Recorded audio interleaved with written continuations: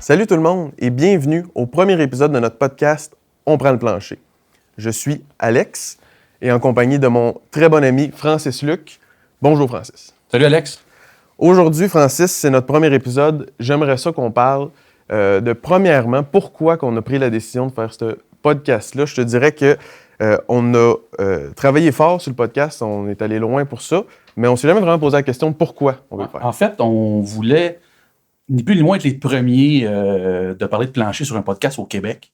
Ça a découlé qu'on voulait faire des capsules un peu plus soft, un peu plus casual. On s'est dit pourquoi pas virer ça en podcast. Fait que c'est parti de là, de parler de plancher pendant une demi-heure avec un invité. Fait que c'est ça les genèses de l'idée du podcast On prend le plancher, des géants du couvre-plancher.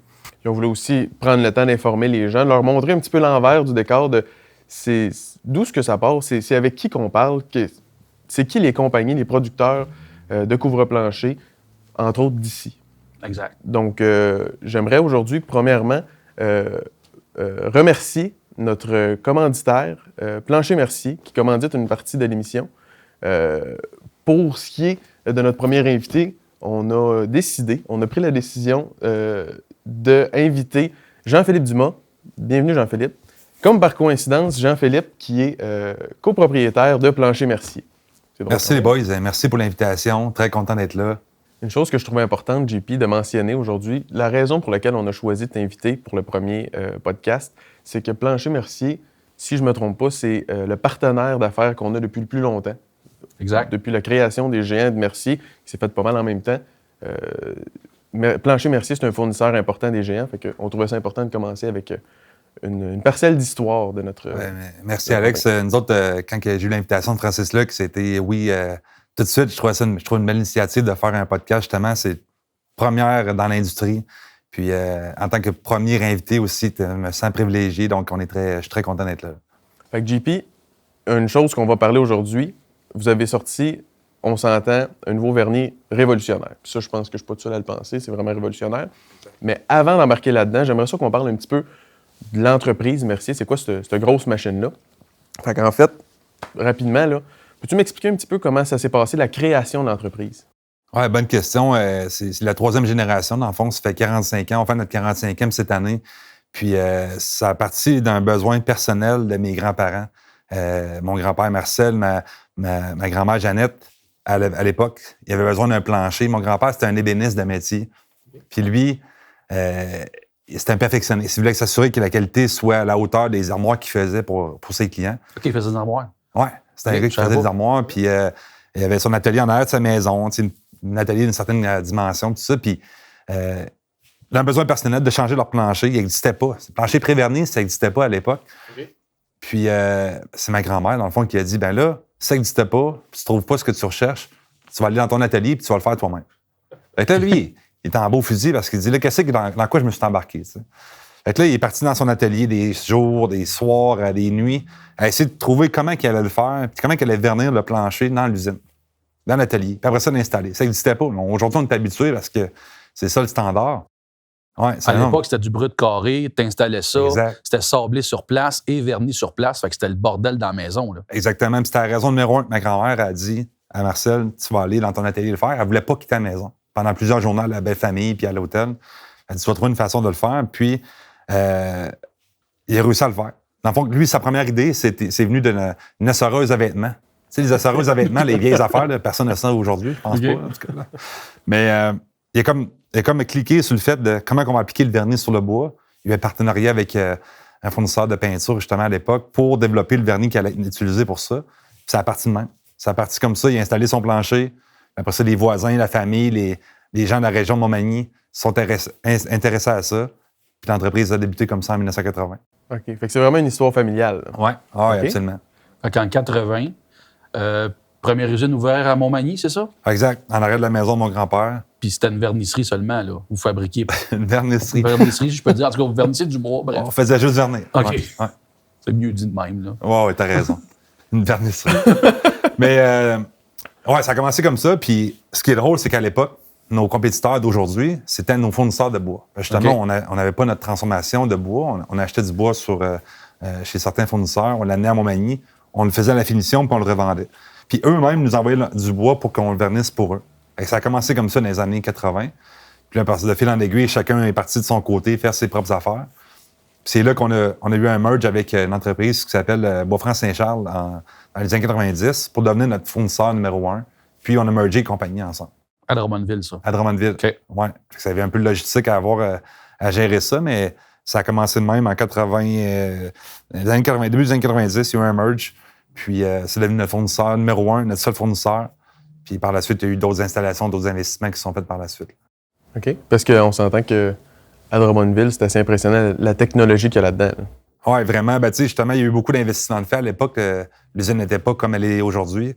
On a installé une scierie en 2002. Ça, c'était un gros investissement que nos parents, donc ma mère et mon oncle, faisaient là, à ce moment-là. Puis c'était plus de sous qu'on pensait. C'était des dépassements de coûts importants. C'était des rendements, des productions qui n'allaient pas à la vitesse qu'on s'attendait au début. Fait que c'était comme un 2-3 ans là, que nos parents se questionnaient à savoir ils ont-ils fait le bon investissement. Puis aujourd'hui, ben, on est content de l'avoir parce que ça nous distingue dans l'industrie. Ça nous permet d'avoir accès à de la matière première pour faire des beaux produits qu'on fait. Là. Très cool. Fait que le bio rentre à Drummond, il ressort en plancher. Bref, pour imager ça, vous amenez la planche à Montmagny pour qu'elle soit vernie. Exact. Traitée, vernie. Puis après ça, vous la shippez à travers l'Amérique. Exact. On va partout en Amérique du Nord. Dans le fond, on a plus de 1000 points de vente un peu partout en Amérique du Nord, fait que Canada, États-Unis. Puis c'est ça, toute part de Montmagny. C'est impressionnant quand même, ça. Plus de 1000 points de vente, ça fait du stock à gérer, ça. Oui. Mais on a une belle équipe. Je pense qu'on a des très bons clients, dont les géants, justement, là, qui est très fidèle partenaire, qu'on adore beaucoup, donc qui promouvoient nos produits. Absolument. Ouais. Donc ça, l'entreprise a été créée par Marcel. Oui. Puis ensuite a été vendue aux enfants. Oui. Puis aujourd'hui, on est à la 3e génération, donc c'est toi et ton cousin. Mon cousin Sébastien, oui. Sébastien Mercier, puis moi qui ont repris l'entreprise, ça fait 3 ans officiellement. Donc déjà, on attend la 4e année dans quelques jours, donc ça passe vite. Mais nos parents nous ont bien préparés aussi. Je pense quand on est rentré à temps plein, début des années 2010, on a touché à tout.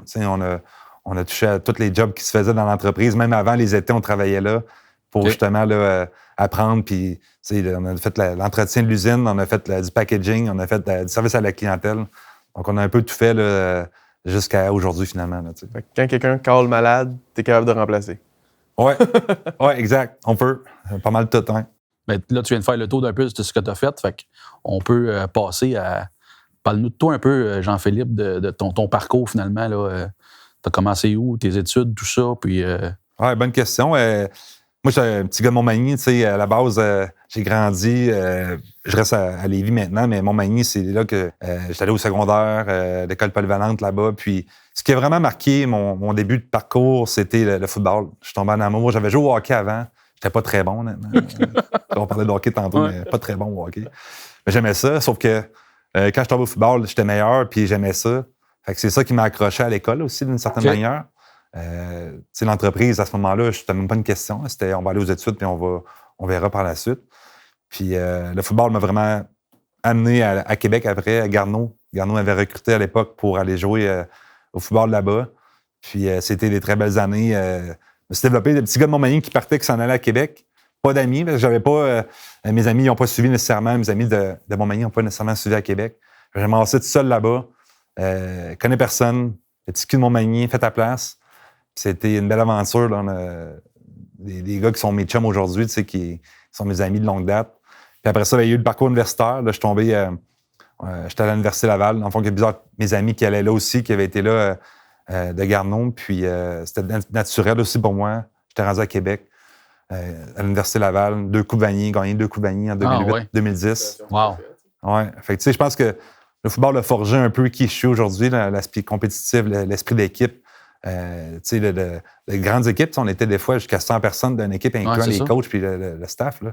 Fait que, pas mal ça. Fait après ça, dernière année 2010, c'était la conquête de la Coupe Vanier à Québec. Puis en janvier 2011, 2 mois après, je commençais à travailler à temps plein pour l'entreprise. OK. Puis cet aspect-là compétitif que tu nous parles, est-ce qu'aujourd'hui encore, ça t'habite dans ta vie de tous les jours? Oui, clairement. Puis, tu sais, c'est le désir de l'excellence tout le temps. Tu sais, on fait quelque chose, puis on a une réussite, c'est parfait, on la célèbre, mais on veut tout de suite passer à la prochaine, puis continuer à grandir, puis continuer à s'améliorer, tout le temps dans la conquête de l'excellence. Fait que là, je comprends que c'est en 2011 que tu as commencé, je vais dire, temps plein dans l'entreprise familiale. Oui, exact. Est-ce que tu avais commencé un petit peu avant, à temps partiel un peu, ou c'est vraiment 2011 le début de ton expérience chez Mercier? Ah, c'est le début, j'avais 9 ans, je pense, 9 ou 10 ans quand j'ai commencé. Puis ce qu'on va parler tantôt, justement, c'est en lien avec ça. C'était un nouveau vernis qu'on avait lancé en 99. Puis c'était ma première job. Donc, je faisais des petites pochettes. Puis ça a été mon premier emploi. C'est Ramilus, ça? Oui, c'est Ramilus, oui. Une bonne mémoire. Back then. 99. C'était révolutionnaire. Puis c'était ma première job, finalement. Je faisais des petites pochettes d'échantillons pour nos clients. Ma mère m'amenait les composantes. Je faisais ça dans le sous-sol de la maison. Puis ça a parti de même. Ouais. Ça a commencé vraiment au bas de l'échelle, puis aujourd'hui, ben, on peut voir où ce que tu es rendu, puis félicitations pour ça. C'est quand même, merci. Bravo. c'est comme une grosse entreprise à gérer. Puis, Combien d'employés, donc? 260 Wow. maintenant, oui. Dans les plus grands employeurs du Québec, de façon privée ou dans le volet privé? Oui, peut-être? bien, tu sais, il y a tout le temps un registre des Ouais. des 300, je ne sais pas trop, Ouais, mais toujours de même. ça se peut. Il me semble avoir déjà vu ça. Ouais. Bref. Puis mettons aujourd'hui, là, tes rôles, responsabilités dans l'entreprise, ça peut ressembler à quoi? Oui, c'est vraiment vente marketing. J'ai la chance d'avoir un partenaire en mon cousin qui est très fort au niveau opération, production, approvisionnement. Puis mon côté, ça s'est fait naturellement dans mon développement dans l'entreprise. Je suis tombé vente marketing comme représentant de la première job là-dedans. Puis aujourd'hui, ben on a une belle équipe là, de 14 personnes justement qui couvrent le Canada et les États-Unis pour les ventes. Puis on a 4 personnes à l'interne là, pour le marketing et service à la clientèle. Donc, très, très content de ça. Là.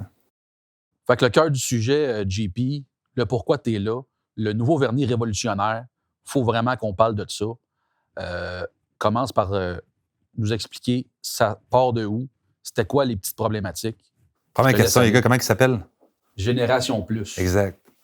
En fait, là, bonne question, les gars. Nous autres, on est toujours, on se considère moyen haut de gamme comme produit, mais on veut offrir de la valeur à nos clients. Puis nous autres, le vernis, c'est de là qu'on part. Hein. On en parlait tantôt. Notre origine vient de la finition du bois. Puis c'est là, nous autres, qu'on juge la valeur. Les gens, ils marchent sur le vernis en réalité, ils ne marchent pas sur le bois. Fait qu'on veut toujours offrir ce qui est le meilleur. On est toujours avec notre fournisseur à essayer de trouver des améliorations, des façons d'améliorer la qualité du produit. Puis cette année, sur quoi on s'est concentré, c'est vraiment l'entretien. C'est les finima maintenant. Les gens, ils ont tous des finima dans leur maison. Puis la chose qui nous parle tout le temps, c'est comment on fait pour entretenir puis que les traces de pas paraissent moins. C'est là-dessus qu'on a travaillé de façon très, très assidue avec notre fournisseur depuis quasiment 1 an et demi, en fait, qu'on travaille avec eux. Puis aujourd'hui, on arrive avec le Fini Mercier Génération Plus. On va faire une démo tantôt là, pour justement vous montrer de quoi qu'on parle. C'est un vernis qui... ce qu'on a fait, là, on a augmenté le nombre de polymères, on a densifié le vernis en tant que tel pour justement éviter qu'il y ait des porosités puis que les saletés puissent s'incruster. Fait que, en faisant ça, ça fait que la saleté ne pénètre pas dans le vernis. Fait que même si on lave, elle reste en surface. Okay. On pense à une vitre, mettons, là, tout est en surface. C'est un peu le même concept. On n'a pas... aujourd'hui, les vernis sont poreux un peu quand même. La saleté, même si on lave le plancher, on lave, mais il reste encore des choses incrustées dans le plancher, finalement. Surtout qu'on ne rince jamais les planchers. Là. On devrait le rincer un petit peu avec un petit linge humide juste pour enlever le savon, mais personne ne fait ça. Ah, exact. Je vais vous faire la démonstration, les gars. Je prends un Sharpie marqueur permanent, mon échantillon de bois. Puis ce que je fais, là, je fais tout simplement faire une marque, une ligne droite sur le plancher. Puis, je vais le laisser sécher pour lui donner une chance là, de quelques secondes au Sharpie. On va laisser une chance au Sharpie. C'est pas ton vieux vernis, là. Je sais pas. J'espère. Il est pareil. Visuellement, il est pareil. OK. Ça peut porter à confusion. Oui, effectivement. Et là, normalement, si on prend un chiffon sec, c'est un chiffon sec, pas de produit d'entretien, je fais juste essuyer comme ça. On voit qu'en quelques passes, le Sharpie part au complet. Wow. Fait que ça, c'est vraiment une différence pour montrer la différence de technologie entre l'ancien vernis. On aurait fait ça avec l'ancien vernis ou des produits des compétiteurs. On n'aurait pas eu ça. c'est sûr que n'importe qui à la maison prend un échantillon, une retaille de son plancher qui a présentement fait le même exercice avec un Sharpie. Là, je parle bien de n'importe quel produit de la compétition, mais on fait le même exercice, le Sharpie reste là. Oui, c'est clair. Puis ce qu'on essaie de démontrer, c'est pas que c'est proof au Sharpie, mais c'est vraiment de démontrer de la technologie différente entre l'ancien et le nouveau, comme quoi qu'il n'y a rien qui pénètre. T'sais, on parle d'un marqueur permanent qui ne reste pas accroché au vernis. Donc, c'est pour imager que les saletés, toutes les huiles ou peu importe ce qui peut y arriver au plancher, ben ça restera pas collé finalement. Ce qui est quand même très important, là. Ouais. Quand on parle d'entretien de plancher. C'est vraiment le fun. As-tu d'autres caractéristiques sur ton nouveau vernis qui méritent d'être jasé? L'entretien, c'est vraiment là-dessus qu'on mise le plus. Mais le bénéfice qu'on a eu en même temps, c'est le fait d'être plus résistant aux égratignures. Parce que là, justement, il n'y a rien qui pénètre. Donc, tout ce qui est sable ou des agents qui peuvent graffiner, bien, ça ne rentre pas dans le vernis. Donc, ça ne vient pas justement graffiner le vernis. Okay. Fait que ça, c'est un heureux accident. Ouais. C'était pas le but au départ, mais par la bande, plus résistant aux égratignures. Exact. Fait que là, c'est 10 fois plus résistant, je pense que... Oui, aux égratignures de surface. Fait que, tu sais, on ne dit pas qu'un chien de 125 livres là, va passer fera pas rien, mais tout ce qui est comme frottement, qui est usure normale... Aux érafleux, si on veut. Aux érafleux, aux égratignures de surface. C'est ça. Pas aux indentations du bois, comme tu disais par rapport aux chiens. Oui, exact. Le bois là, va quand même être indenté si on arrive avec quelque chose de pesant. Mais pour les égratignures de surface, bien, justement, 10 fois plus résistant. Là, c'est bien beau. Tu dis 10 fois plus résistant. C'est-tu 10 fois plus cher, cette affaire-là? Eh ben non, c'est pas 10 fois plus cer. Dans le fond, oui, il y a un coût de recherche et développement qu'on fait, nous autres, à chaque année, mais non, aux clients, on lui donne cette valeur-là, justement, parce qu'on y croit. Une certaine volonté de notre part, ce serait que tout le monde là, puisse bénéficier d'une technologie comme celle-là. Mais non, on n'a pas augmenté nos coûts par rapport à ça. On remet cette recherche et développement à nos clients. Tu as aussi un vernis Intact 2500 qui est votre vernis commercial. Tu peux-tu nous parler un peu de ce Oui, exact. Ben, ce vernis-là, c'est notre vernis ultime. Hein, tu sais, que les gens, avec des jeunes enfants, des animaux, ils veulent avoir l'ultime. C'est le vernis qu'on a pour ça. Puis l'avantage de ça, c'est qu'il a bénéficié des mêmes avancées technologiques qu'on a fait pour la Génération Plus. Okay. Donc, les deux, l'Intact était là, la Génération avant, l'ancienne version était là. Les deux ont monté en même temps. Okay. Donc, c'est vraiment l'avantage de la technologie densifiée, de biopolymère densifié. On est allé chercher des avantages pour nos deux vernis. Répète ça là, pour tout le monde. Biopolymère densifié. C'est un terme très scientifique. Je ne peux pas le répéter, je pense. Mais qu'est-ce que ça veut dire, ça, en gros, mettons? Ça, c'est que, comme j'expliquais tantôt, on a densifié le vernis. Okay. Fait que toutes pense à un bucket de golf, là, des balles de golf là, qui sont à l'intérieur. Là. Okay. On pense qu'il est plein. Là. En réalité, il y a plein de cavités qu'on peut voir. Donc, ce qu'on a fait, c'est qu'on a rempli toutes ces cavités-là justement pour ne pas laisser pénétrer la saleté puis les égratignures. Là, je comprends. Ouais. Ben oui. Là, c'est un peu plus clair. Là, pour. Puis quand on parlait de ton vernis 2500, là, vernis commercial, on peut-tu mettre ça aussi dans un espace commercial, dans un magasin? Oui, ça va jusque-là. Dans le fond, on garantit même 3 ans avec un accès là, jusqu'aux portes d'entrée, là, avec l'hiver, les bottes, puis le calcium. Ça va être garanti même pour résister à ces conditions-là. Là. OK. Puis avez-vous fait le test un peu? Est-ce que vous avez des exemples un peu de commerce où ce que vous avez mis ça et que ça a bien fonctionné? Oui, il y a plusieurs hôtels qu'on a fait, souvent les lobbies d'hôtels. On a fait des magasins dans les centres d'achat de vêtements. Puis après 2-3 ans, 4-5 ans, ils retournent. C'est encore intact, comme si... c'est drôle, hein? C'est beau. Ouais. T'as bien plugué. Ouais. Puis je pense aussi qu'ils ont sorti des nouvelles largeurs dernièrement. Oui, c'est nouveau. Écoute, c'est tout frais, on l'a même pas vu.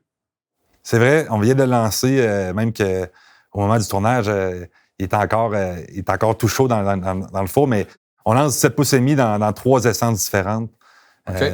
On parlait de la série tantôt, on a des avantages de travailler avec la série, on a accès à de la matière qui est vraiment là, de très haute qualité. Puis ça nous permet de faire des produits comme le chêne 7 pouces et demi Select meilleur qu'on lance là, dès cet été. Okay, fait qu'une ingénierie, 7 pouces et demi, chêne, puis c'est un Select. Oui. Regarde, Select meilleur, il n'y en a pratiquement pas dans le marché. Puis les gens veulent ça. Les gens veulent un produit qui n'a pas de nœud, qui est long, qui est large. Puis la mode est très forte dans ce sens-là. Fait qu'on on a travaillé avec notre série puis nos gens en production pour développer ce produit-là. Puis on arrive, on est fin prêt, en 3/4 d'épais cette fois-ci, donc en chaîne. Vraiment hâte de voir ça. Ça va être super beau, je pense. J'aimerais te poser la question rapidement, là, juste pour qu'on puisse expliquer la différence entre du massif du plancher, du bois franc, comme on appelle depuis toujours, Ouais. versus du bois d'ingénierie. Tu sais, en quelques mots, là, c'est quoi la différence entre les deux? Oui, la question est tout le temps bonne. Le massif, c'est vraiment la planche traditionnelle qu'on connaît. Là, 2 quarts, 3 quarts, 4 quarts, du bois franc qu'on a mouluré puis qu'on a fait une planche avec. L'ingénierie, c'est que là, on a pris un contreplaqué, puis on a pris la même planche qu'on avait tantôt dans le massif, mais on l'a coupé en 3 ou 4, si on veut, épaisseurs, OK. puis on l'a collé sur un contreplaqué. OK. Ça le permet d'être beaucoup plus stable. On peut aller jusqu'à des largeurs jusqu'à 7 pouces et demi de large à cause de ça. Un plancher massif à 7 pouces et demi travaillerait beaucoup trop. Ouais. En ingénierie, mais on est capable de le faire à Copie. cause du contreplaqué qui, lui, est super stable. OK. Fait que ça l'aide beaucoup à la stabilité du produit, c'est ça que je Ouais, comprends. exact. Fait qu'on peut avoir des planches plus larges, puis parce que la planche plus large travaillerait plus que la planche plus étroite. C'est ça que je Exact. comprends. On peut le coller sur le béton, on peut l'installer au sous-sol dans des condos. C'est l'avantage d'ingénierie beaucoup. Là. Ouais. OK. JP, une dernière question comme ça. Qu'est-ce que tu nous recommandes? On se fait souvent poser la question, les consommateurs en magasin. Qu'est-ce qui est l'idéal pour les jeunes familles, les enfants, les animaux? Qu'est-ce qui va être résistant pour ça? Je dirais que le Fini Intact 2500, définitivement, c'est l'ultime protection. Fait que pour les jeunes familles avec des enfants, avec des animaux, c'est vraiment ce que je recommande. On passe maintenant aux questions en rafale. On va en apprendre un peu plus sur toi. C'est pas. T'es pas prête, on n'a pas partagé. Fait que c'est un peu une surprise. Fait que JP, chaîne ou érable? Chaîne. Chaîne. Football ou golf? Et elle est tough, celle-là, golf. OK. Musique ou podcast? Pendant qu'on est là-dedans. Podcast. Podcast. On prend le plancher, hein, c'est ça? Celui-là, Ouais. c'est le meilleur. OK. Brady ou Mahomes? Mahomes. Oh, tabarnouche. Celle-là, je ne sais pas si tu attends ça. T'as promené dans le shop ou dans tes bureaux? Qu'est-ce que t'aimes mieux? Dans le shop. Dans le Je shop. vais moins souvent. Fait que t'aimes ça? faut que j'aime ça, c'est le temps. Ouais, dans le shop. All right. On revient sur le golf. St. Andrews ou Augusta? Que tu voudrais jouer? Augusta. Augusta, OK. Une petite facile, ingénierie ou massif? Ingénierie. Ingénierie. Québec. Canadien nordique? Ouais, tough, celle-là, hein? Canadien. Canadien, OK. T'as le choix, là, mettons, steakhouse ou italien à soir? Steakhouse. Steakhouse, OK. Puis la petite classique, là, c'est un... Toi, mettons, là, tu sais, un petit dimanche ballonné ou poulet pressé? Ballonné. Un gars de ballonné, lui. Dans le poêle, hein? Non, pas elle. Ouais, c'est ça. Avec des patates pilées. All right. On avait un autre petit segment, c'est le scoop. Ouais, ben un scoop, on est au moment que on est en promotion jusqu'au 20 juillet. Donc, 1 $ du pied carré sur pratiquement tous nos produits, donc disponible jusqu'au 20 juillet. Une très, très belle promotion qu'on est. Ouais. Fait que 1 pièce du pied carré Ouais. de réduction sur presque tous les produits en ce moment. Exact. Ah, c'est le fun, ça. Les géants du couvre-plancher ajoutent à la promotion un certificat cadeau dans un Club Med de votre choix, mais ça tomberait bien si on a le Club Med pas très loin de Montmagny, où est-ce que les usines de Mercier, Club Med de Charlevoix. Donc, vous achetez votre plancher chez les géants durant la promotion, il va y avoir un tirage d'un certificat cadeau de 1 500 $ au Club Med. Pour tous les gens qui vont acheter durant la promotion. Donc, finalement, en conclusion, merci beaucoup, Jean-Philippe, d'être venu avec nous. On a appris beaucoup de choses. Entre autres, on a appris sur l'histoire de Plancher Mercier, d'où ça vient. On sait maintenant que c'est une entreprise familiale qui est dans sa déjà 3e génération. C'est assez impressionnant quand même. On en a appris aussi sur toi, ton parcours dans tout ça. On en a appris aussi sur le nouveau Fini, Génération Plus, assez révolutionnaire, très impressionnant. On a appris sur le Fini Intact 2500, un produit qui est vraiment fait pour les jeunes enfants, entre autres, pour les animaux, mais aussi pour les endroits commerciaux. J'aimerais aussi savoir, as-tu un dernier conseil rapide, là, entretien ou côté produit dans vos produits? Est-ce que tu as un dernier conseil à nous partager? Le meilleur conseil que je peux vous donner, c'est tant qu'acheter, achetez merci. C'est bon. C'est bon, On pas va voir pire. la Ben porte oui. pas pire, là. Quand bon pire. OK. Thank you, gars. Puis c'est sûr aussi qu'on peut trouver beaucoup d'informations sur votre site Internet.